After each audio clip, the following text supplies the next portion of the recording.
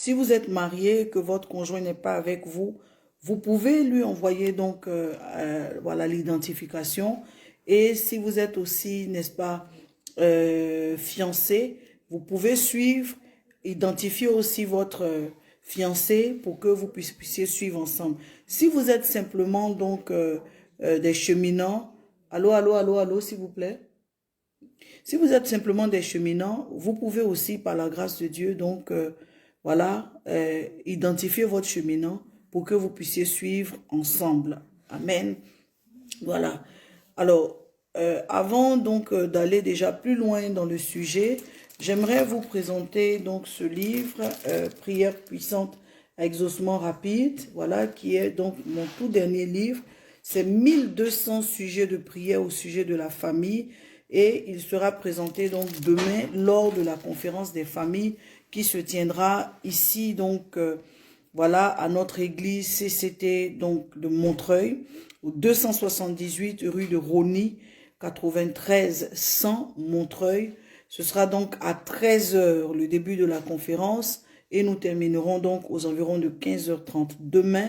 Ne vous faites pas prier, ne vous faites pas raconter. Prenez les coordonnées, les numéros et autres, voilà, et prenez tout ce qu'il faut pour ne pas, voilà, manquer. La conférence ouvre ses portes à partir de 13 h comme on l'a dit. Et ce sera donc pour moi aussi l'occasion de dédicacer, voilà, ce livre. Il y en a parmi vous qui n'ont pas eu l'occasion donc d'entendre parler de prière puissante exaucement rapide. Celui-là, c'est le bloc entier. Il était sorti en 12 volumes. Mais celui-là, c'est le bloc entier. Donc, 1200 sujets compilés ensemble avec en plus, comment je peux dire, un enseignement sur le mariage. Il y en a parmi vous aussi qui n'avaient pas mon carnet de prière. Il est disponible, donc vous pourrez l'avoir demain. Voilà. Que Dieu vous bénisse donc et bienvenue ce soir à notre session de l'école du mariage. Je voudrais d'entrée de jeu partager un verset avec vous qui va nous animer, n'est-ce pas? La Bible dit dans Proverbe chapitre 3, à partir du verset 5 jusqu'au verset 8, la Bible dit « Confie-toi en l'Éternel de tout ton cœur. Ne t'appuie pas sur ta sagesse. Reconnais-le dans toutes tes voies et il aplanira tes sentiers. Ne sois pas sage à tes propres yeux, crains l'Éternel et détourne-toi du mal. Ce sera la santé pour tes muscles et un rafraîchissement donc pour tes os. » Amen. Voilà, donc j'aimerais recommander à tous, recommander à toutes qu'il est plus qu'important, il est primordial, il est essentiel pour tous ceux qui aspirent au mariage de comprendre que on ne peut pas réussir le mariage en s'appuyant sur sa propre sagesse. En tout cas, pour nous qui sommes enfants de Dieu, il faut concevoir le mariage avec le facteur se confier en l'Éternel. Il faut concevoir le mariage avec le facteur se recommander à Dieu. Il faut concevoir le mariage avec le facteur compter sur le Seigneur. Si vous concevez le mariage de cette façon-là, vous allez vous rendre compte que le Seigneur, n'est-ce pas, vous aidera à réussir votre mariage. Il vous aidera à réussir, n'est-ce pas, donc votre vie de couple. Donc ne partez pas dans le mariage ou au mariage sans mettre ou prendre en compte. Est-ce que tu peux, s'il te plaît, voilà. Merci. Veuillez m'excuser. N'allez pas au mariage sans prendre en compte, voilà, donc l'aspect se confier à Dieu. Ne vous dites pas, parce que mon conjoint ou mon fiancé ou mon prétendant m'aime, c'est suffisant pour moi pour réussir le mariage. Ce soir, je voudrais parler de volets à prendre en compte lorsque nous allons au mariage. Parce que nous sommes dans le grand thème, n'est-ce pas, se préparer pour aller au mariage. Nous avons vu se préparer pour aller au mariage. Nous avons vu aussi comment reconnaître qu'on est prêt, n'est-ce pas, pour aller au mariage. Ce soir, je voudrais parler de volets essentiels. Lorsque nous sommes en train d'aller au mariage, il y a des volets qui sont essentiels. Amen. Et premièrement, je parlerai donc, par exemple, du volet spirituel.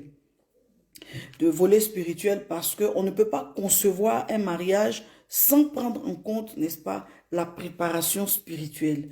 On ne peut pas vivre un mariage sans le volet spirituel. On ne peut pas réussir un mariage sans le volet spirituel. Donc, comprenez très bien que vous devez traiter ou prendre en compte le volet spirituel comme un point essentiels en matière de préparation ou de gestion de mariage. Pas seulement la préparation, mais aussi la gestion du mariage. La gestion du mariage devra inclure le volet spirituel, d'autant plus que vous venez de quelque part, vous avez des origines, vous avez un arrière-plan, vous avez, n'est-ce pas, une maison paternelle dont vous êtes sorti, une maison maternelle, et chacune de ces maisons a une histoire. Alléluia. Chacune de ces maisons a une histoire, et de ce fait-là, vous devez vraiment mettre un point d'honneur à travailler la base, n'est-ce pas, qui est le côté spirituel, afin de vous garantir non seulement le succès du mariage, mais la stabilité et la longévité du mariage. Vous devriez travailler aussi sur le volet familial, les relations familiales de part et d'autre, n'est-ce pas, préparer chacun sa famille à accepter son mariage, pas simplement à concevoir qu'on est marié, mais à accepter qu'on est marié. Est-ce qu'on peut continuer à partager, s'il vous plaît? Accepter chacun de son côté, n'est-ce pas, à préparer chacun de son côté sa famille à admettre qu'on est marié et à nous accompagner dans le mariage. Mais aussi préparer chacun sa famille à accepter l'autre. Parce que vous voyez, chaque conjoint a sa relation personnelle avec les membres de sa famille, parents, frères et sœurs. Chaque conjoint a sa relation personnelle. Et le fait qu'on va au mariage et que les uns et les autres acceptent que vous vous mariez, ne prétend pas qu'ils ont accepté le conjoint. Ils peuvent avoir accepté le mariage sans pour autant avoir accepté le conjoint. Amen. Voilà. Ils peuvent avoir accepté le mariage sans pour autant avoir accepté le conjoint. Donc, c'est au conjoint qu'il revient. C'est à celui qui vous emmène dans sa famille qu'il revient de faire en sorte que ce ne soit pas uniquement l'idée du mariage qui soit acceptée, mais qu'au-delà de l'idée du mariage, le conjoint lui-même soit accepté. On a vu plusieurs cas où il y a eu mariage, toute la famille était là et par la suite, il y a eu vraiment aussi, j'ai failli dire détestage, voilà, pour parler en riant, mais je veux dire, il y a eu du mépris, il y a eu de la haine. Donc, on ne peut pas concevoir le mariage sans prendre en compte le travail au niveau familial. Et il y a un travail pré-mariage et il y a un travail post-mariage qu'il y a à faire. Alléluia. Le travail pré-mariage va vous aider à présenter qui est-ce que vous êtes en train de ramener dans la famille et autres.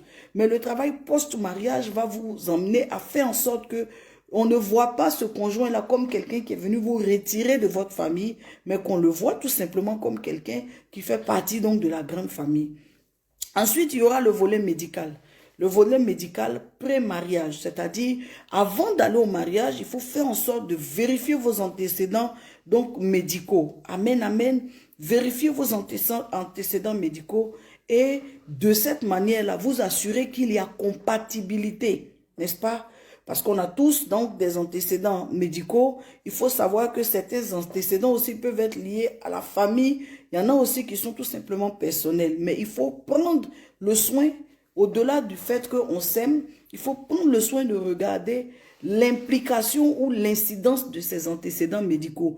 Est-ce que ce ne sont pas des antécédents qui peuvent empêcher, par exemple, la procréation, qui peuvent jouer, n'est-ce pas, sur la longévité même du mariage? Il faut regarder tout cela de façon objective parce que l'amour n'exclut pas qu'on puisse regarder, n'est-ce pas, contrôler certains contours. Il faut regarder les antécédents médicaux. Donc, comme j'ai dit, l'aspirant au mariage est prudent de le faire. Ce n'est pas un zèle, ce n'est pas être chichiteux. Au contraire, c'est être prudent. Il faut regarder, il y a des maladies qui vont même jusqu'à, je vais dire, pronostiquer la durée de vie d'un homme, n'est-ce pas? Il y a des maladies, lorsque quelqu'un dit qu'il ne pourra pas vivre un certain nombre d'années. Donc, ayez la sagesse d'aller regarder les antécédents médicaux et de vous assurer que réellement, tout va bien pour aller au mariage. Il y a deux types d'examens médicaux. Il y a les examens médicaux obligatoires, ceux qui dépendent des antécédents donc médicaux de l'individu, et il y a des examens donc qui ne sont pas obligatoires. Donc c'est l'introduction de mon enseignement ce soir, n'est-ce pas? L'introduction de mon enseignement ce soir qui ouvre notre esprit sur les choses auxquelles il faut faire attention. On peut aimer quelqu'un, mais on va aux examens, on se rend compte que cette personne ne pourra pas faire ceci ou ne pourra pas faire cela. Il nous revient maintenant de prendre la décision de dire, malgré cela, on va au mariage. Aussi, j'ai parlé de vérifier aussi, donc, de regarder aux examens après le mariage. Oui, après le mariage aussi, il faut continuer à se suivre. Il faut continuer à veiller, donc, sur sa santé, sur la santé les uns des autres, faire certains examens pour s'assurer que nous sommes en train d'aller réellement le plus loin possible. Nous sommes en train de, voilà, d'aller vers réussir son mariage, n'est-ce pas? Nous sommes en train d'aller vers réussir son mariage. Ce soir, en fait, je vais vous parler de l'ingérence. Je vais vous parler de l'ingérence. Le vrai thème que je vais développer ce soir-là, c'est l'ingérence. Vous savez, l'ingérence intervient à tous les niveaux. L'ingérence, ce n'est pas seulement quand on est marié que les beaux-parents viennent se mêler. Il y a un premier niveau d'ingérence qui intervient dès lors qu'on est en train de choisir. Et plusieurs personnes sont victimes de l'ingérence. Parce que ce n'est pas leur choix personnel, mais c'est un choix qui a été influencé. Des gens, des amis, des parents, des cousines, des personnes, n'est-ce pas, en qui vous aviez confiance, se sont ingérés dans, n'est-ce pas, la décision de votre choix. Et aujourd'hui, vous êtes en train d'être victime de cette ingérence. En tout état de cause, l'ingérence n'a jamais été quelque chose de positif. L'ingérence a toujours été quelque chose, n'est-ce pas, qui rend notre choix personnel ou notre volonté personnelle, n'est-ce pas, légère. Alléluia, l'ingérence. Alors, qu'est-ce que c'est que l'ingérence? Comment nous devons d'abord définir l'ingérence, hein? Voilà, devons définir l'ingérence pour que réellement chacun d'entre nous puisse comprendre à quoi est-ce que nous faisons allusion et jusqu'où nous voulons attirer l'attention des uns et des autres. Est-ce qu'on peut continuer à partager? Est-ce que le thème vous fait du bien? D'accord? Est-ce que le thème vous fait du bien? On va parler de l'ingérence parce que, voyez-vous, si nous n'en parlons pas, nous donnons l'occasion aux élites de croire que voilà, tout le monde peut intervenir dans tout. Alors, quand on parle d'ingérence, à quoi faisons-nous allusion? Lorsque nous parlons d'ingérence, nous parlons du fait de s'ingérer, de se mêler de quelque chose, notamment du choix, notamment de votre vie, notamment de votre mariage, notamment de votre famille. Il y a des personnes, parce que vous êtes très proche d'elles, ceux qui se donnent le droit de s'ingérer. Il y a des personnes que vous-même vous invitez à s'ingérer. Il y a des personnes que vous-même, vraiment, vous conviez à votre table, n'est-ce pas? Et ces personnes viennent, elles se mêlent, elles donnent leur point de vue. Et finalement, ce que vous êtes en train de vivre peut ne pas être le fait de votre volonté personnelle. Nous allons toucher des points ce soir et vous allez voir jusqu'où l'ingérence peut être négative. Amen. Voilà. Donc, l'ingérence, pour parler de personnes qui s'immiscent donc dans la vie d'autres personnes. Et des fois, on est tellement proche d'un ami qu'on lui donne le droit de nous aider à choisir. Qu'est-ce que tu en penses? Et s'il dit non, c'est bien, on se dit que c'est bien. S'il dit non, bon, moi je pense que celle-là va te fatiguer. Non, celui-là, est-ce que celui-là, tu vas pouvoir rester avec lui? Donc, nous devenons de cette façon-là dépendants de la vie des gens qui sont autour de nous. Mais est-ce que, pour autant, ce sont ces personnes qui vont vivre avec ce conjoint? Est-ce que pour autant ce sont ces personnes qui vivent avec ce conjoint? Parce qu'il y a plusieurs niveaux d'ingérence. Il y a l'ingérence en matière de choix. Maintenant, il y a l'ingérence dans la gestion de crise. Maintenant, il y a l'ingérence dans le quotidien. Il y a des personnes comme ça qui permettent à tout le monde ou à leur entourage de s'ingérer dans leur vie de couple. Ils vont impliquer vraiment des membres de leur famille ou des amis proches pour tout et dans tout. Jusqu'où est-ce qu'on peut, n'est-ce pas, autoriser des personnes extérieures à s'immiscer dans notre couple? Jusqu'où on peut autoriser des personnes extérieures à interférer dans nos questions conjugales? Jusqu'où et qui sont ceux qu'on peut autoriser à interférer? D'abord, lorsque nous allons au mariage, nous choisissons des témoins. Nous choisissons des témoins, monsieur sont témoins, madame sont témoins. S'il vous plaît, est-ce qu'on peut continuer à partager? Et avec ces témoins-là, nous allons faire, n'est-ce pas, la préparation jusqu'au mariage. Bon, de façon générale, nous constatons qu'en tout cas, les témoins disparaissent après le mariage. En tout cas, en Afrique, les témoins disparaissent. Après le mariage, après la fête, ils disparaissent. Même, bon, il n'y a plus de suivi. Quand on les appelle, même, c'est pas toujours évident qu'ils viennent. Pour autant, notons-le bien, nous allons au mariage avec des témoins. Ces témoins-là sont censés être des personnes que nous autorisons à, n'est-ce pas, s'immiscer. Ils sont censés être des personnes que nous autorisons à intervenir dans notre mariage. Avant même que les parents et autres personnes n'entendent, n'apprennent qu'il y a une crise. Et d'ailleurs, nous souhaitons même que les parents n'aient même pas à apprendre, n'est-ce pas? Les témoins sont ceux que nous invitons. Du fait de les avoir choisis, nous les avons donc invités, nous les avons impliqués dans notre mariage. Amen. Alors, je voudrais m'arrêter là et vous dire, ne faites pas la fantaisie de choisir un témoin parce que vous lui êtes redevable de quoi que ce soit.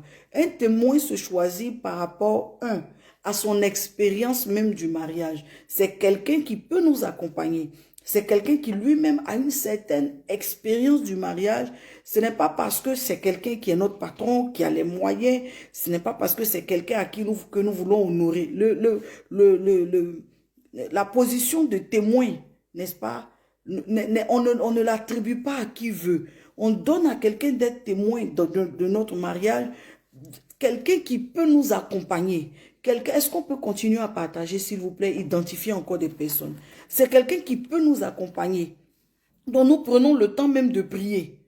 Nous prenons le temps de demander au Seigneur qui peut, n'est-ce pas, nous accompagner le plus loin possible par la qualité de son expérience, par la qualité de son témoignage, par la qualité, n'est-ce pas, de sa vie aussi conjugale.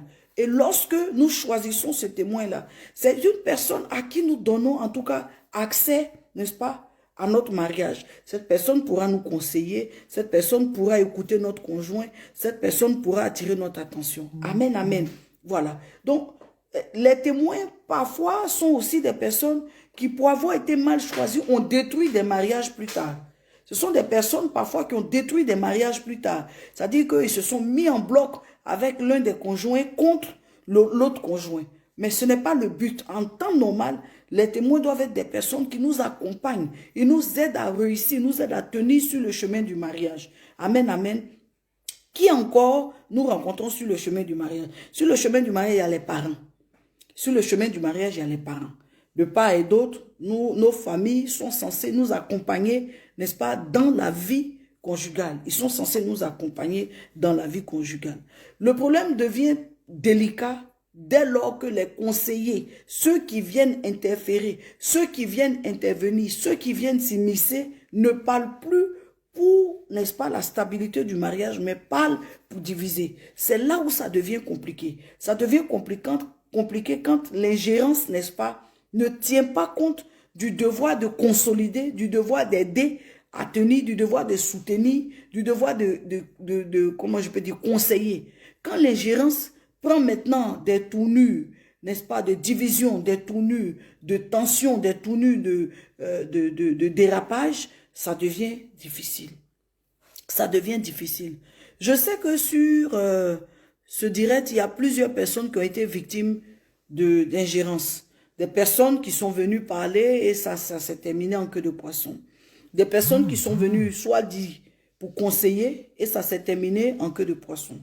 Des personnes qui sont venues, bon, pour, je veux dire, calmer la situation et c'est par eux-mêmes que la situation s'est envenimée. C'est pourquoi je voudrais en appeler aux conjoints eux-mêmes.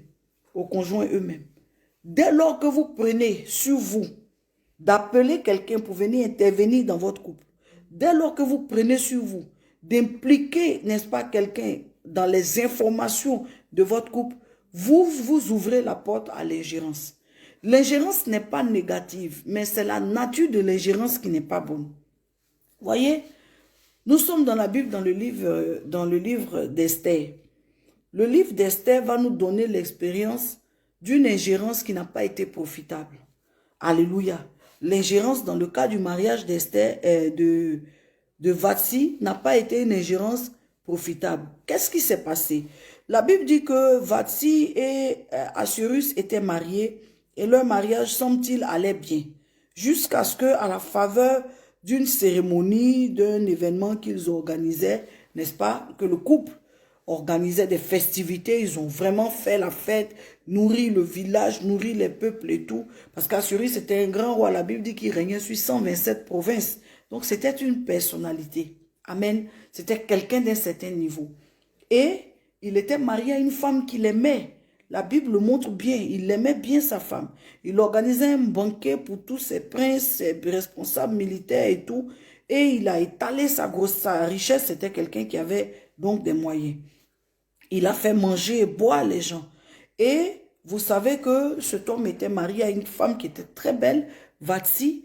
Et à un moment de la cérémonie, il a demandé qu'on fasse venir sa femme, qu'elle coiffait de la couronne royale et tout, pour montrer sa beauté au peuple et au prince, parce que c'était une belle femme.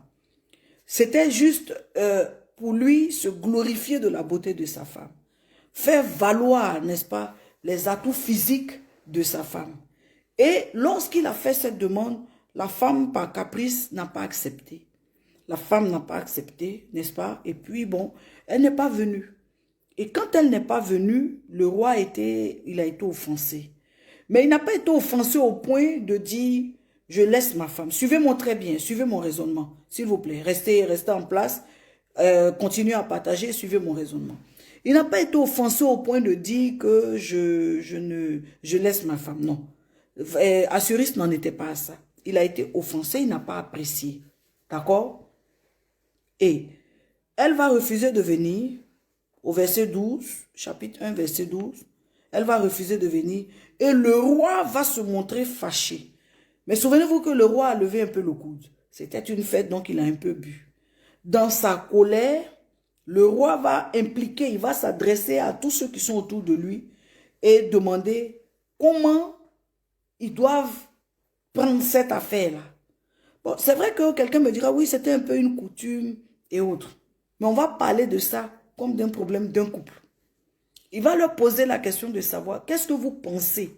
Comment vous voyez le fait que j'appelle ma femme pour venir se présenter dans toute sa prestance et elle refuse de venir? Comment vous appréciez cela? Et c'est que le roi va dire, les uns et les autres vont donner un avis qui va sceller le sort définitivement de ce couple. Ils vont estimer que c'est une grave offense. Plutôt que de conseiller la femme, on va la répudier. Donc, Vatsi n'a pas perdu son foyer parce que son mari ne l'aimait plus. Vatsi n'a pas perdu son foyer parce que son mari ne voulait plus d'elle. Vatsi n'a pas perdu son foyer parce que son mari a aimé une autre femme. Vatsi a perdu son foyer à cause de l'ingérence. C'est-à-dire une ingérence intolérable. Vous voyez, une ingérence intolérable. Les gens ont pris position de façon radicale. Et cette position qu'ils ont prise a scellé le sort et l'issue de ce mariage-là. Vatsi n'a pas perdu son foyer parce que son mari, même personnellement, ne voulait plus d'elle. Mais son mari a donné la décision de l'issue de son mariage aux gens. Maintenant, vous, quel est votre cas? Quand vous avez des problèmes au sein de votre couple, qui décide de l'issue? Qui décide de l'issue? Qui scelle le sort, n'est-ce pas, de la résolution de cette crise? Parce que c'est là que nous allons en venir. L'école de ce soir dit, il y a des questions d'ingérence. Maintenant, je vous ai expliqué un cas biblique. Je vous ai dit, l'ingérence là, ce n'est pas mauvais, mais c'est la nature de l'ingérence. Parce que si vous permettez à des gens pondérés, à des gens sages, à des gens éclairés, à des gens, n'est-ce pas, qui ont de l'expérience et qui sont assis, des gens modérés, d'intervenir ou de s'ingérer, votre mariage peut être sauvé. Mais si vous allez vers des intolérables, vous allez vers des réfractaires, sur des gens qui disent non, non, non, et qui ne peuvent pas reconsidérer leur position, le sort de ce mariage est scellé. C'est pourquoi la problématique même de l'ingérence se pose. Si tant il est vrai qu'on doit permettre à des gens de s'ingérer, mais comment mesurer l'impact, n'est-ce pas, de cette ingérence? Comment appréhender les répercussions de cette ingérence? Voilà le roi. Il aime sa femme, mais dans le brouhaha de la fête, dans le feu follet de la fête, il va impliquer des personnes et dire, voilà, ma femme a refusé de venir. Bon, donc, qu'est-ce qu'on fait? Et ce sont ces personnes-là qui vont dire, il faut la laisser. Il faut la répudier. La question que je voudrais poser, n'aurait-il pas pu conseiller Vatsi? Est-ce qu'il n'était pas possible de la faire asseoir pour lui faire comprendre, reine, prochainement, il ne faut pas faire comme ça. Si ton mari t'appelle, il faut venir. Est-ce que ce n'était pas possible? Est-ce qu'on était obligé de prendre cette position radicale? Vous voyez, il y a plusieurs couples, plusieurs relations, plusieurs mariages qui ont battu, qui ont été brisés, tout simplement parce qu'on a permis à des gens difficiles, durs, n'est-ce pas, de s'ingérer. Dépendamment de qui vous invitez à la table de vos problèmes, le sort de votre famille, le sort de votre foyer en dépend. Vous ne pouvez pas inviter tout le monde dans, amen, le sort de votre mariage, dans les questions de votre mariage. Parce qu'il y a des personnes qui sont influentes. Dès lors que votre conjoint s'en va se confier à ces personnes et que ces personnes-là influencent dans un sens, votre conjoint, de façon même unilatérale, n'aura pas le choix. On va le pousser comme un mouton à aller dans le sens de la séparation. On va le pousser comme quelqu'un qui ne réfléchit pas. Ça dépend de qui il s'en va consulter. Là, Assyrus est allé consulter qui? Assyrus est allé consulter les sages.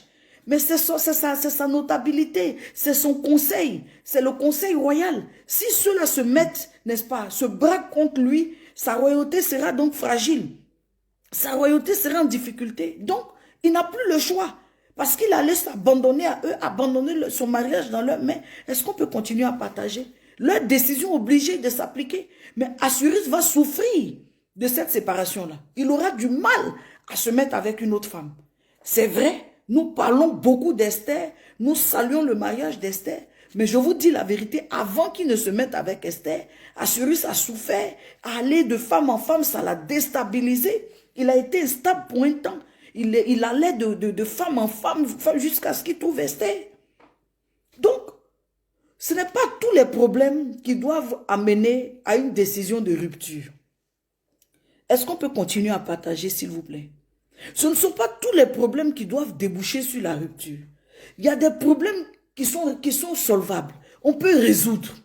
Ça peut être même que ça contrarie. Ça peut être même que l'homme n'est pas content. Ça peut être que la femme a débordé. Ça peut être que l'homme a abusé. Mais ça peut se régler. Nous sommes des humains. On peut s'asseoir, conseiller. On peut s'asseoir, parler. Est-ce qu'on peut envoyer des cœurs encore, s'il vous plaît, et continuer à partager? On peut s'asseoir, recadrer. On peut s'asseoir, n'est-ce pas, donner une chance à ce mariage-là, n'est-ce pas, en allant dans une alternative de conciliation. Mais cette fois-ci-là, quelle alternative de conciliation a été prise? Selon le cas d'Esther chapitre 1. Il n'y a pas eu de conciliation, il y a eu de façon radicale, unilatérale, une décision qui a été prise. Alors, moi j'aimerais vous dire, en tant que votre coach, je ne vous conseille pas d'impliquer n'importe qui. D'abord même dans votre vie, a fortiori dans votre mariage. Quelqu'un qui doit se mêler de votre vie ou de votre choix ou de votre mariage doit être quelqu'un de très sage et de très pondéré. Qui n'est pas quelqu'un qui prend des décisions de façon unilatérale sans penser aux répercussions, mais quelqu'un qui est assis et qui réfléchit, qui pense, n'est-ce pas, qui réfléchit en paix, qui réfléchit en mère. Quelqu'un qui fait une erreur, on le conseille. Quelqu'un qui fait une erreur, on l'aide. Quelqu'un qui fait une erreur, on lui tend la main. Quelle que soit la gravité de l'erreur. Maintenant, si le conjoint lui-même qui a sa personne dit « je ne veux pas, je n'accepte pas », à ce moment-là, on considère que c'est sa décision personnelle. Mais une séparation ou, n'est-ce pas, une scission dans une relation ne doit pas venir de l'ingérence. Ceux qu'on appelle pour venir doivent venir nous aider. La Bible dit que le mariage soit honoré de tous.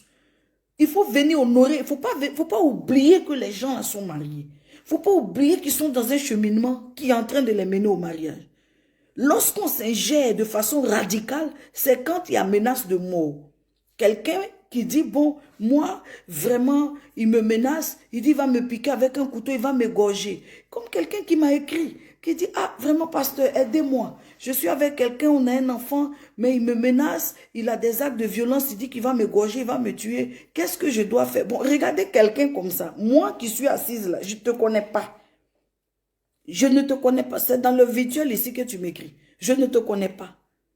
Et tu viens, moi, de me demander, moi, qu'est-ce que toi, tu dois faire? Mais toi-même, tu as ta vie, tu as un enfant. Toi, tu ne peux pas réfléchir. On doit te conseiller pour ça. Mais ce garçon est malade. Qu'il aille se faire soigner. Quand il sera guéri, il reviendra. Donc là, si je dois me gérer, c'est pour dire, écoute, pense à ta vie et pense à ton enfant. Dès lors que quelqu'un s'amuse à dire, je te tuer, c'est quelqu'un qui est malade. Parce que nous ne sommes pas des animaux, nous sommes des humains. Et la nature, la vocation de l'humain, c'est pas, Dieu ne nous a pas créés pour tuer. Dieu nous a créés, n'est-ce pas, pour le louer. Si quelqu'un n'est pas en train de faire ce qui fait avancer, ce qui fait croître, que lui, tu es dans sa vie, tu as un enfant avec lui, il veut te tuer. Toi, on a besoin de te donner quel conseil? J'ai trouvé que je ne dois pas m'ingérer dans ça. J'ai simplement répondu que quand il s'agit de vie, il faut être vraiment assez vigilant. Point. À toi de décider. À toi de décider. Maintenant, je viens attirer votre attention. Vous qui vous conseillez. Vous qui vous conseillez. Est-ce que vous vous rendez compte que même expliquer vos problèmes de couple à quelqu'un là, c'est permettre à cette personne de faire peser son expérience négative ou ses limites sur votre relation. On n'explique pas sa vie à n'importe qui. Assurus a souffert de ça. Pourquoi? Parce qu'il a expliqué à n'importe qui. Mais il y a des gens qui sont sages. Il y a des gens qui sont posés. Lorsque vous allez vous confier à ces personnes-là, vous allez sortir de là fortifié. Même quand vous venez en pleurant, vous prenez une décision, c'est fini, moi je n'accepte plus, je ne veux plus. Que vous trouvez ce genre de personnes sages, posées, assises. Le conseil même qu'on vous donne là, ça vous donne de repartir, vous asseoir à la maison tranquillement et puis regarder celui qui fait des bêtises comme vraiment un enfant qui n'a rien compris. Certains mariages tiennent parce que nous autres, on a été là pour donner des conseils. Certains mariages tiennent parce qu'on a été là pour dire, hey, ça là, il faut minimiser, c'est rien du tout. Pour autant, ce n'était pas des choses qui n'étaient rien du tout. Mais, par sagesse, quand on te confie de t'ingérer dans quelque chose, il faut construire, il ne faut pas détruire. Il faut bâtir, il ne faut pas détruire. Quand quelqu'un te fait, n'est-ce pas, la confiance de venir te dire, hey, voici un pan de ma vie. Qu'est-ce que tu penses? Il faut construire, il ne faut pas détruire. Il faut donner, parler pour du productif. La question, c'est vous. À qui est-ce que vous permettez de vous ingérer ou de s'ingérer dans votre vie? Vous invitez vos collègues. Vous invitez les gens du quartier. Vous invitez donc les gens de l'église. Mais les gens de l'église, là, c'est pas parce qu'on est de la même communauté qu'on s'entend que ma vie, mon précaré, tu dois venir te mêler de ça. On peut faire même département ensemble. On peut faire les choses ensemble de Dieu. Mais concernant ma vie, tu n'as pas accès à ça. Ça concerne ceux en qui nous mettons une certaine confiance. Ça concerne le Saint-Esprit. Lui, il a un droit légal et légitime, n'est-ce pas, d'ingérence. Mais on ne peut pas permettre à n'importe qui, inviter n'importe qui comme ça, venir se mêler et venir interférer, venir intervenir. Non, on ne peut pas se faire on ne peut pas commettre cette erreur-là. Maintenant, vous, qui est-ce que vous invitez? Est-ce que vous savez que certaines personnes que vous invitez à venir s'ingérer là sont à la base de la complication? Parce que s'ingérer, ce n'est pas facile. Hein? Alors, moi, je viens, vous me confiez. Et je dois aller, n'est-ce pas, parler à votre conjoint. Et pendant que je vais parler à votre conjoint, j'interprète vos dires. Pour autant, peut-être même que vous n'avez pas pensé dans ce sens-là. Mais j'interprète et puis je dis, ta chérie aussi, elle est dure. On lui parle même, elle ne veut même pas, elle est braquée. Non, bon, c'est parce qu'il faut régler. Hein. Sinon, vraiment, elle est trop dure. Et je vais porter cette information-là à quelqu'un qui est déjà fâché, qu'on essaie de rattraper. Lui, il prend ça comment? Lui, il prend ça comment? Donc, on ne peut pas impliquer n'importe qui. Je dis, l'ingérence en elle-même n'est pas le problème. C'est la nature de ceux qui s'ingèrent. Si ceux qui s'ingèrent sont dans la chair, dites adieu à votre mariage. Si ceux qui s'ingèrent sont dans la chair, dites adieu à votre union. Mais si ceux qui s'ingèrent sont des gens qui sont conduits par l'esprit, alors, par la grâce de Dieu, il y aura de la suite et il y aura un avenir. Vati a perdu son foyer parce que son mari, tout roi qu'il était. Vous voyez, il y a des gens qui sont responsables dans la vie, qui ont un niveau de responsabilité considérable. Mais quand vous voyez leur comportement en matière de mariage, Vous êtes tout simplement dépité, vous êtes simplement dégoûté. Ils vont donner leur mariage là à leurs amis. Ils vont donner leur mariage là à qui veut. Expliquer leur mariage à leur soeur. Et leur soeur va venir s'ingérer et donner son avis. Non.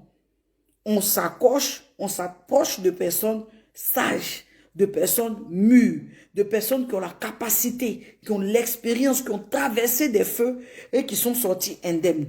Et de telles personnes, on leur dit, venez à la rescousse. Voici de quoi il s'agit. Quand quelqu'un est sage et mandaté par Dieu, qui vient régler votre problème, même quand il y a le feu même là, quand il sort de votre maison, en tout cas, on est sur les cendres. Même quand il y a le feu qui sort de votre maison, on est sur du charbon mouillé. Parce que c'est quelqu'un que Dieu a mandaté, c'est quelqu'un à qui Dieu a donné une certaine sagesse, c'est quelqu'un qui vient avec l'onction, qui vient avec l'Esprit de Dieu. Vous avez besoin de sagesse. On ne peut pas permettre à tout le monde de s'ingérer. Et quelqu'un me posera la question, bon, et l'ingérence de la famille? Avant d'aller expliquer un problème qui vous concerne à vos parents, réfléchissez. Réfléchissez. Parce que moi, si mère que je suis, bon, écoute, je ne prends même pas moi en tant que pasteur, mais je prends moi en tant que personne simplement, n'est-ce pas? Je ne prends pas en compte le côté de l'onction. Mais tu viens me dire, moi, mon enfant vient me dire, mon conjoint m'a fait une telle chose. Au début, j'arrange. Une deuxième fois. Mais la troisième fois, j'ai dit, mon fils, il faut voir vers où là-bas. Si tes parents t'ont gardé une chambre là-bas, il faut continuer. Pourquoi? Parce qu'à la fin de la journée, c'est mon enfant. Je ne serai pas à l'aise avec le fait d'entendre que mon enfant subit un certain nombre de choses. Il faut une certaine maturité pour voir les deux là comme tes enfants et continuer à les traiter comme tes enfants. Pour autant, l'autre qui n'est pas ton enfant, mais qui est venu se marier à ton enfant, est en train de maltraiter ton enfant. Il faut une certaine maturité. Mais cette maturité, elle tient dans des limites. Quand ton enfant est méprisé, quand ton enfant est maltraité, quand ton enfant est pris d'une certaine façon, tu ne peux plus regarder de façon objective pour dire non, c'est un couple. Tu regardes les intérêts de ton enfant. Donc, impliquer sa famille, c'est pas mauvais. Mais vous impliquez pourquoi? Parce que vous, les mêmes qui impliquez, c'est vous qui passez derrière, allez vous réconcilier. Normalement, quand tu impliques ta famille, c'est un stade où tu es prêt à ce qu'ils te supportent dans le sens de si la chose se gâte. Voyez-vous? Tu es prêt à ce qu'ils te supportent. Est-ce qu'on peut envoyer encore des cœurs? À ce qu'ils se supportent dans le côté où la chose se gâte. Donc, je ne suis pas en train de dire que c'est mauvais d'impliquer la famille, mais je veux dire, il faut bien analyser à quel moment. Et même dans la famille, il faut voir c'est qui. Évitez d'aller vers les cousines insensées qui veulent se battre à tous les bouts de carrefour. Et c'est elle qui n'est pas mariée là, qui vient toujours faire son bruit dans ton foyer et qui veut se battre. Bon, elle finit de se battre, elle s'en va, elle, dans son studio américain qu'elle a loué. Et te voilà, toi, à vouloir maintenant recoller les morceaux. C'est pourquoi il faut de la sagesse. Il faut de la sagesse. L'ingérence, c'est pas mauvais, n'est-ce pas? Mais comme je l'ai dit, il faut vraiment être vigilant. Il faut faire attention à qui on implique. Il faut faire attention. Alors, mon conseil de fin pour cette situation-là, c'est qu'il faut prendre le temps vous-même de bâtir une complicité, une communication telle que vous arriviez en temps de crise à vous asseoir. Parce que quand en temps de crise, vous n'arrivez pas à vous asseoir, ça dénote déjà d'une fragilité de la communication. Quelle que soit la crise que vous traversez, vous devez pouvoir vous asseoir et parler. Et Assuérus, on voit bien qu'il était le roi et un roi, n'est-ce pas, qui n'était pas très communicant. Vous voyez que même quand il va se marier avec Esther, pour qu'Esther puisse lui parler, Esther a dû jeûner. Vous imaginez, vous avez votre mari pour lui parler, il faut jeûner. Vous voyez, Esther a dû jeûner pour parler à Assuérus. Pour autant, c'était son mari. Donc, ça veut dire que c'était le genre d'homme avec qui la communication n'était pas facile. Il n'était pas aisé de communiquer avec lui. Et vous, vous êtes plein comme ça, vous les hommes là. Pas facile à communiquer, boudeur, rancunier, plein de caprices. Quand un homme veut faire bébé gâté, ça devient plus que pour un enfant. C'est lui qui ne veut pas parler. C'est lui qui dit non, il n'a pas envie de parler. C'est lui, on parle, il ne répond pas. C'est lui qui veut, donc il est plein de comportements. Et puis donc, pour régler un problème comme ça avec une telle personne, ça devient difficile. Souvent, c'est ça aussi qui appelle à l'ingérence. Le fait de n'avoir pas la maturité de la communication dans un couple. Dans un couple, il y a un niveau de maturité. On se dit que tout se règle. Tout se discute. Ça, c'est la logique de la communication dans le couple. Ça va vous aider. Si vous développez cette logique-là, ça va vous aider à réduire l'ingérence. Parce que la plupart du temps, on va chercher des gens pour venir se mêler. Quand soi-même, on ne peut plus parler. Quand soi-même, on parle, on ne nous répond pas. Quand soi-même, on parle, on ne nous écoute pas. Ou soi-même, on parle, on veut parler, mais on dit non, je ne suis pas prêt à discuter. Et les hommes sont forts dans ça. Ils n'aiment pas discuter. Mais je veux dire, il n'y a pas de sujet qui soit suffisamment, n'est-ce pas, tabou pour qu'on ne discute pas. Dans le mariage, de la même manière, vous êtes devenus un, vous êtes censé pouvoir discuter de tout, même des sujets les plus embarrassants. Mais vous en parlez et vous donnez le maximum d'informations pour qu'on n'ait pas besoin d'aller chercher quelqu'un pour venir nous informer. Comment être marié à quelqu'un? On ne peut pas parler avec lui, on est obligé d'aller dire, bon, il faut lui demander, il faut lui parler. C'est lui qui s'en va. On lui parle et puis il revient vers toi maintenant pour te dire, non, j'ai parlé, il dit à rien, il faut lui laisser un peu de temps, il va se calmer. Mais c'est quoi ce cycle-là? Quand vous vous mariez là, cet ami-là était là. Il était au milieu du mariage. À l'hôtel, vous étiez deux. Même les témoins, là, à un moment donné, c'est les conjoints qui vont à l'hôtel et les témoins restent assis sur les bancs. Ça veut dire que à la fin de la journée, il y a un niveau d'implication de la communication qui n'engage que les deux. Et c'est une maturité que de comprendre qu'on va au mariage en prenant en compte le fait que communication illimitée. Communication illimitée. Il n'y a pas de sujet tabou. Communication illimitée. Comprenez? La communication doit être fluide, elle doit être propre, elle doit être pure, elle doit être illimitée. Et pour autant, la communication est illimitée. Pour autant, de la même façon, au-delà de la communication qui est illimitée, n'est-ce pas? Les sujets aussi, n'est-ce pas, sont tous à aborder. Assyrus là avait un problème, comme beaucoup d'hommes ont un problème de communication dans leur mariage. Pourquoi aller chercher, on est obligé d'aller prier, jeûner 3 jours, sec, sans manger, sans boire. Parce que c'est quelqu'un vraiment pour le prendre, c'est difficile. Avant qu'on ne puisse s'approcher de lui pour lui parler. C'est quelqu'un qui a mis les règles de travail, son aristocratie, sa bourgeoisie, sa royauté. Il a pris tous ces symboles-là. Il a imprégné ça dans son mariage. Non. Votre mariage doit être le plus fluide possible. Nonobstant le titre ou la position que vous avez dans la vie, votre mariage doit être le plus fluide possible. Vous devez permettre à votre conjoint de vous parler en temps réel. En temps réel. Il y a un besoin d'explication parce que le manque d'explication, le flou dans la communication crée le doute, crée, n'est-ce pas, des inquiétudes, crée des appréhensions. Et c'est de cette façon qu'on va chercher des gens pour venir parler. Ce soir, nous parlons de l'ingérence. Mais n'oubliez pas, nous avons notre conférence des familles demain.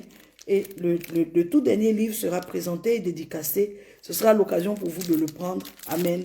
Voilà. Alors, 278 rue de Rony, 93 100 Montreuil. Vous pouvez prendre les numéros et nous rejoindre demain. Ce sera à partir de 13 h.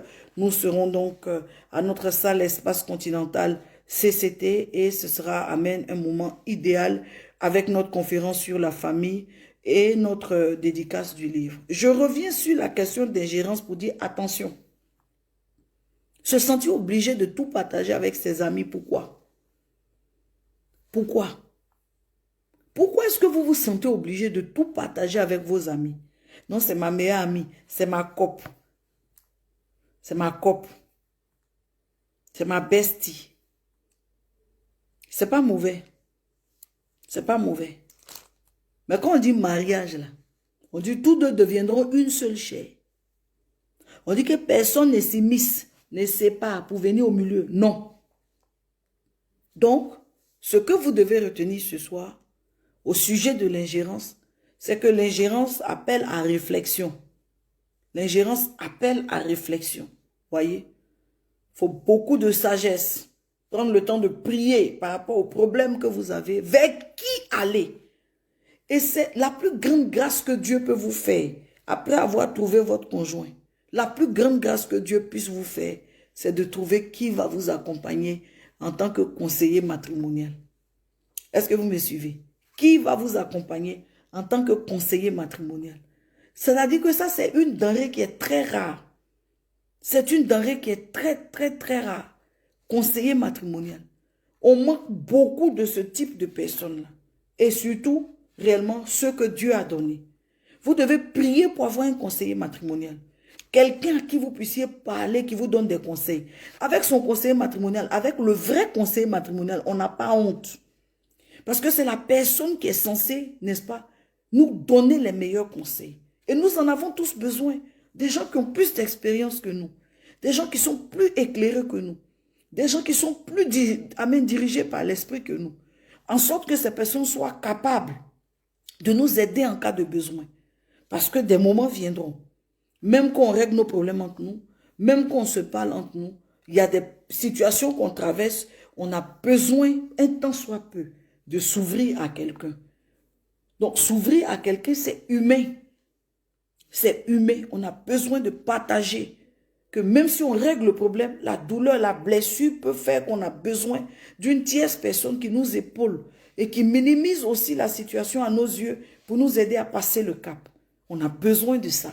Le conseiller matrimonial. Mais ayez de bons conseillers matrimoniaux. Ne vous attachez pas les services de n'importe qui. Priez que Dieu vous éclaire.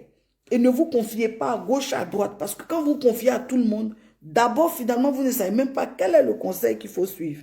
Ensuite, en cas de fuite, vous ne savez même pas qui a dit. Confiez-vous à une seule personne que Dieu vous a mis à cœur, que Dieu vous a éclairé. Si votre conseiller matrimonial est une personne bien précise, vous choisissez de parler avec elle des sujets pour lesquels vous avez besoin. Aussi, on ne vous demande pas d'aller raconter toute votre vie.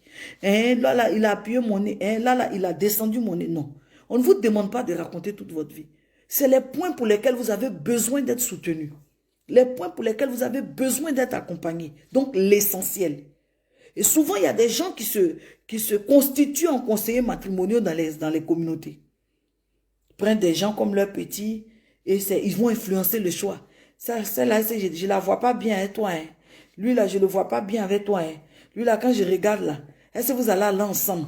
Attends, je vais prendre un moment pour te soutenir. Non, non.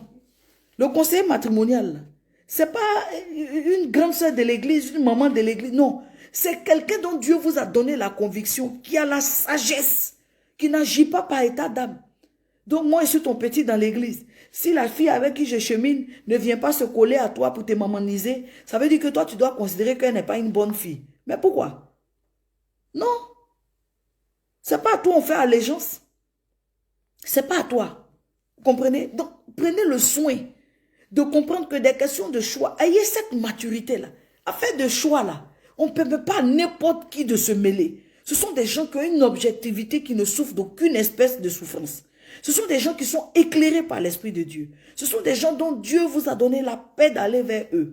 Ce n'est pas question de c'est ma tante, ce n'est pas question de c'est la femme de mon oncle, ce n'est pas question de c'est elle qui m'a élevé. Elle peut m'avoir élevé. En matière de m'élever, là, elle a été bien. Mais en matière de me conseiller, elle ne sera pas objective. Donc, allons vers les personnes que Dieu nous a données.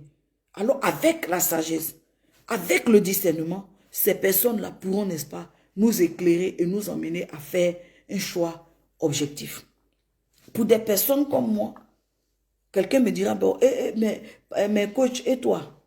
Et toi, donc, si tes enfants se marient, est-ce qu'ils peuvent venir vers toi pour leur conseil? Mais oui, bien sûr. Parce que mon objectif était obligé de peser de tout son poids. Non seulement en tant que pasteur, leur pasteur, en tant que, n'est-ce pas, mère spirituelle, leur mère spirituelle, et troisièmement, en tant que mère qui veut un certain équilibre, un certain... Donc, allez vers des personnes qui ont le poids pour... N'allez pas vers des personnes qui ne sont pas en mesure. N'allez pas pour aller juger, n'est-ce pas, et blâmer quelqu'un. Quand on va en résolution de crise, il faut une certaine... Tu vois celui qui a tort là, mais tu prends le problème d'une certaine façon, parce que parfois, avoir tort même là, pousse celui qui a eu tort à vouloir partir. La honte, la gêne, le fait qu'il a tort, il veut gâter en même temps tout et puis c'est terminé. Donc, il faut une sagesse pour lui faire comprendre que c'est un tort, mais qu'il peut se rattraper, pour le ramener à la raison, pour lui apprendre à demander pardon, à reconnaître son tort. Il faut une sagesse. Comprenez? Donc, je suis en train d'insister. L'ingérence n'est pas une mauvaise chose. L'ingérence n'est pas une mauvaise chose. Mais qui s'ingère? À quel niveau cette personne s'ingère? N'est-ce pas? Comment traite-t-elle son ingérence? C'est là maintenant que le problème peut devenir, n'est-ce pas, compliqué. C'est là maintenant que le problème peut prendre une autre tournure. C'est là maintenant que le problème peut avoir des répercussions. Amen, amen.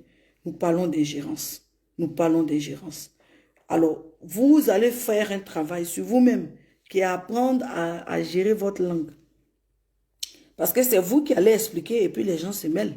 Si vous-même vous n'expliquiez pas, les gens n'allaient pas se mêler. Vous allez devoir apprendre à tenir votre langue en bride.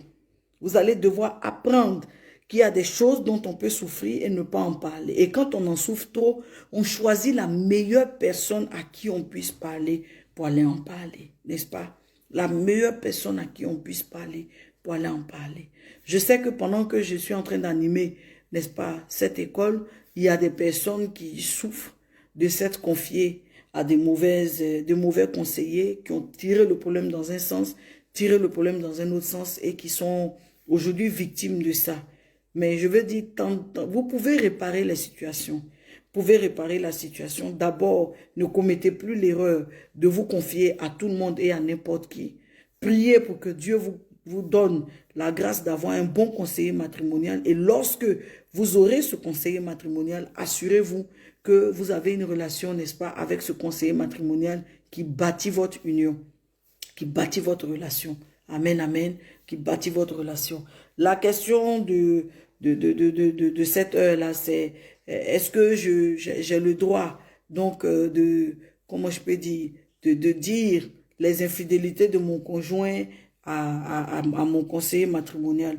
Pour autant que vous avez besoin de conseils pour gérer cette crise-là, vous avez le droit d'en parler. Pour autant, il faudrait quand vous en parliez à une personne qui a la sagesse et qui a la maturité. Alléluia, qui a la sagesse et pas la maturité.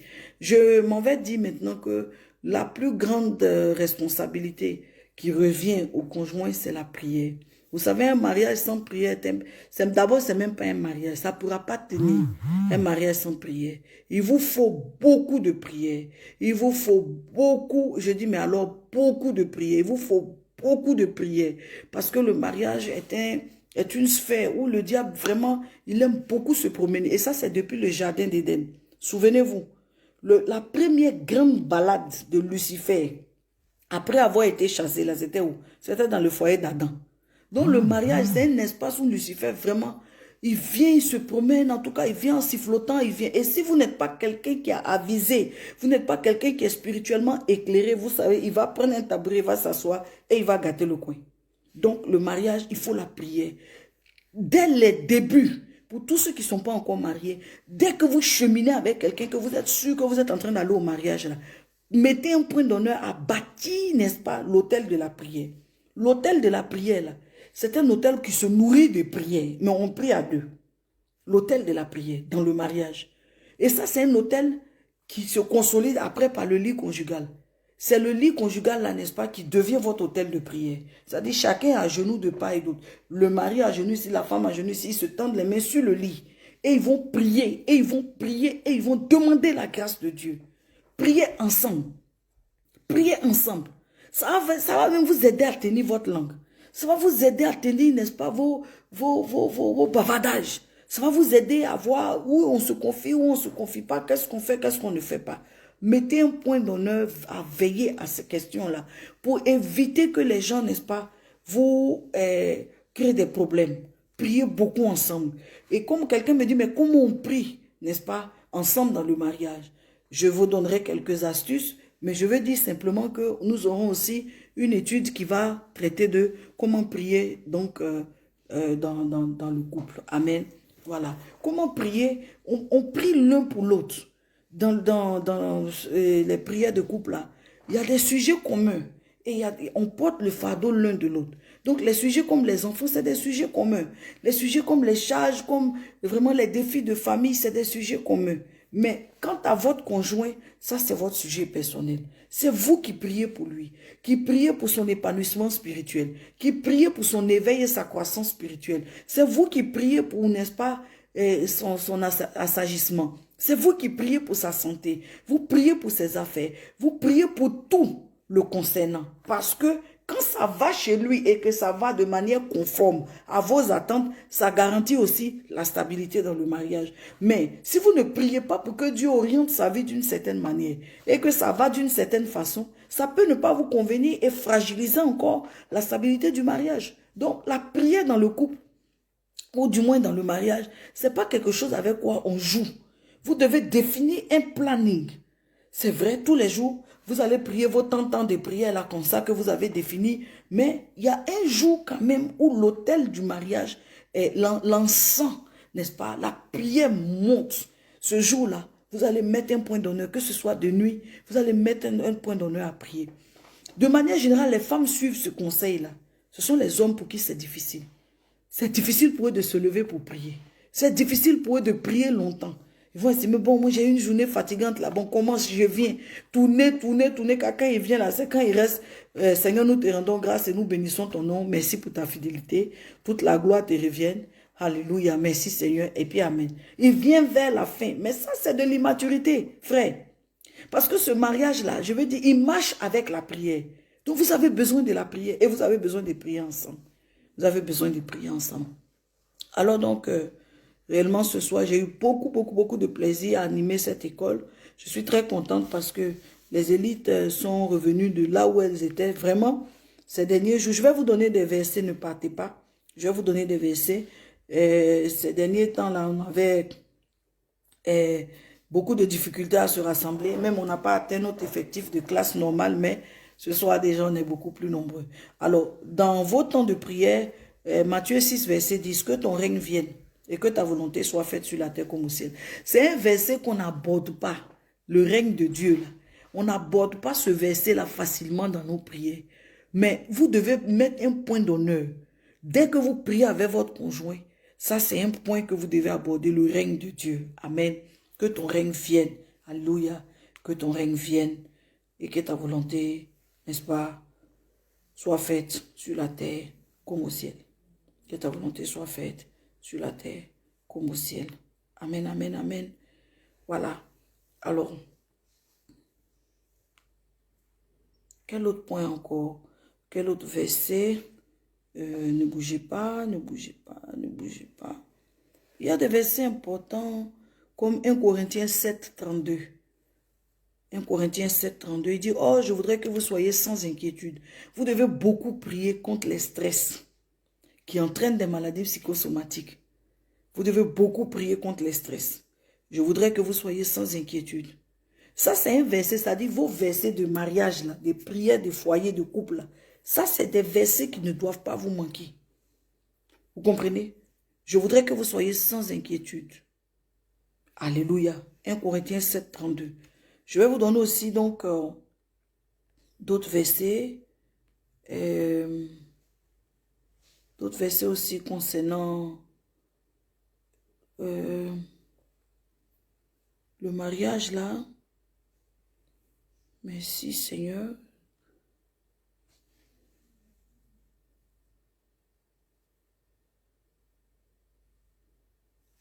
Deux Corinthiens 2, 7.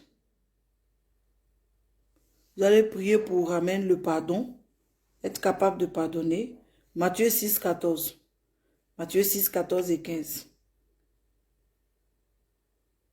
Il dit, si vous pardonnez, vous pardonnez aux hommes leurs offenses, votre Père Céleste vous pardonnera aussi. Si vous ne pardonnez pas aux hommes, votre Père ne vous pardonnera plus vos offenses. Matthieu 6, 14 à 15. C'est un verset où ce sont des versets que nous ne connaissons pas. Dans le mariage, rancune, rancune, rancune, rancune. Voilà ça. Le pardon. Le pardon. Amen, amen. Donc, il faut développer la force du pardon, n'est-ce pas? Voilà. Et encore, quel autre verset est-ce que je peux vous donner ce soir? Quel autre verset je peux vous donner ce soir? Merci Seigneur.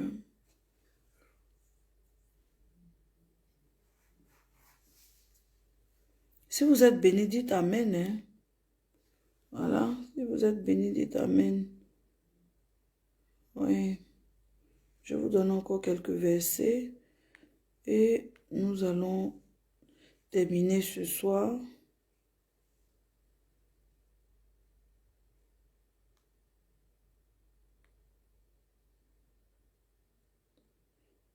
Voilà.